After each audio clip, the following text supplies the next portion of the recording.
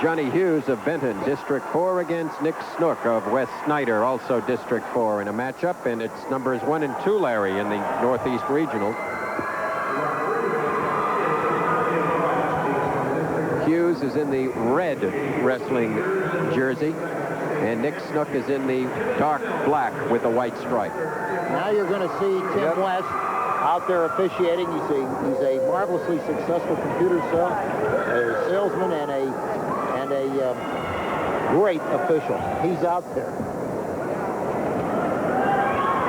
I just added 5 points because in high school you get 4 points for winning, but he won by a major decision, and that's worth another point.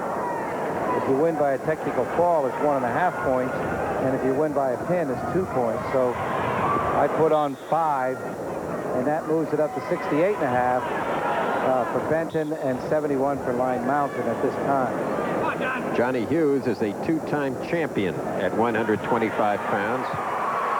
Gets the takedown. Break time, red. Red. We got to stop the watch again. Another shoulder injury. That's interesting, Larry. Does that happen all that often? Somebody jumps up from 25 to 40. Yeah, it's amazing. He grew a large jump. I might finish, as you can watch this takedown. Goes in, double leg dive, really just drives forward, pushes, powers, and comes back. Finish the rest of the inductees. There's John Creamer, coach. We mentioned Ray Nuttemaker.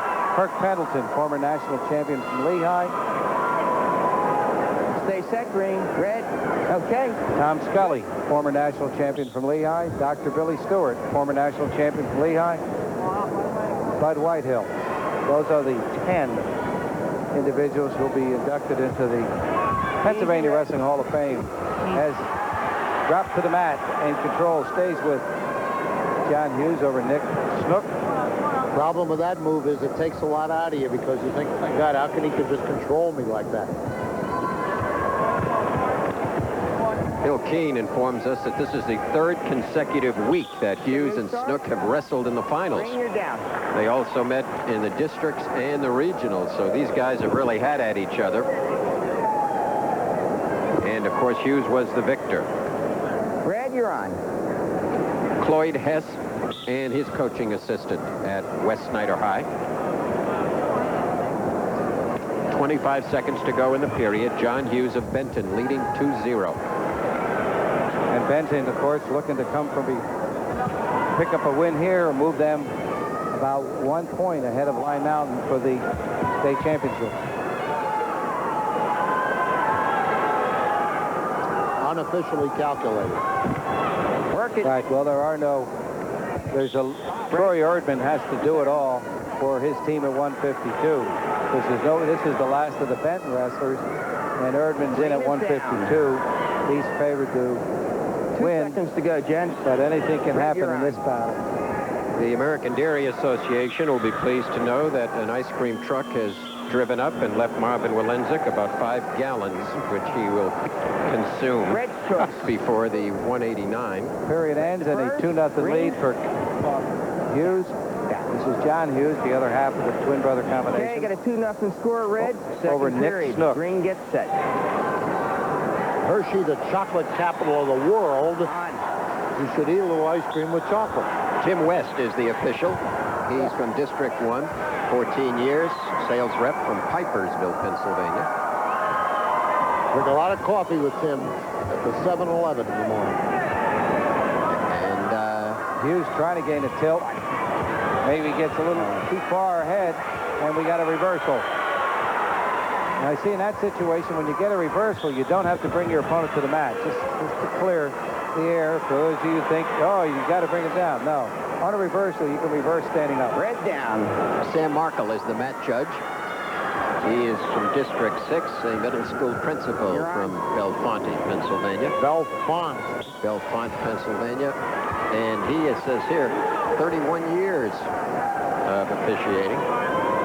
Looking down the list, Marvin, that would make him the senior by far of most of these officials. You have to remember, Shell, that Bellefonte is the county seat, not State College of Center County, and it is from La Belle Fontaine, the beautiful fountain. The Frenchman came there and saw that, and said that about there, and thus the name came. And with a score 3-2, you saw Hughes get snookered by that last reversal. There's another hook, and he holds on to that chin. He can cause some damage, but go off the mat. 57 seconds left. 3-2, John Hughes over Nick Snook. And for all of those fans who've been following wrestling as long as I have, a little older than these two gentlemen to my right, at least I admit it, there was a great wrestler at Cornell of Iowa by the name of Roger Snook. And that was 1947. So that name Snook did ring a bell, and we got a stalling call on both wrestlers. Both of them. 33 seconds remaining. On the line. 3-2 lead for John Hughes from Benton High. Two District 4 wrestlers. Now we're into a little sparring, a little face slapping, a little silliness. Referee may step in and say, hey, fellas, come on now. Let's get back to wrestling. I think when you wrestle each other so often, week after week after week, it's kind of anticlimactic. Kind of say, what can I do to be new here? Green. Stalling. There's the stalling against Green, locking over the top. 1 point red. Now it's 4-2. What you had Snook doing was overhooking over the top of the head and holding on. And immediately, Hughes goes in and gains the takedown at the buzzer, making it 6-2 at the end of the second period.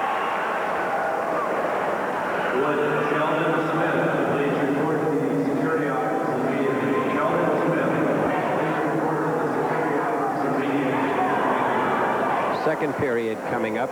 6-2 lead. We're supposed to eat this with our hands. There's a spoon. Marvin just shared some ice cream without a spoon for you. Oh, he's giving you the ice cream. You're sharing the spoon. No, thank you. Stop. That's potentially dangerous. Potentially dangerous situation on that stand-up. We'll go back into the starting position. There you see some trophies for the champions. Green, you're on. Get on. Every one of those trophies literally represents blood, sweat, tears, and starvation. I think those trophies will probably be for the outstanding wrestler and perhaps a team trophy, because each winner gets a medal.